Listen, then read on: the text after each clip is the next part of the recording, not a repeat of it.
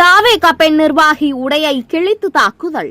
வியாசர்பாடி சத்தியமூர்த்தி நகர் பகுதியில் 20க்கும் மேற்பட்ட குடிசை வீடுகள் நேற்று மே 26 ஏற்பட்ட தீ விபத்தில் எரிந்து நாசமாயின. தகவல் அறிந்த தாவேகா நிர்வாகிகள் பாதிக்கப்பட்ட மக்களுக்கு தேவையான உணவு, உடைகளை கொடுக்க சென்றபோது போலீசார் அவர்களை தடுத்து தாக்கியுள்ளனர். பெண் நிர்வாகியின் ஆடையை கிழித்து தாக்கப்பட்டதாக கூறப்படுகிறது. காயமடைந்த அப்பெண் அரசு ஸ்டான்லி மருத்துவமனையில் சேர்க்கப்பட்டனர்.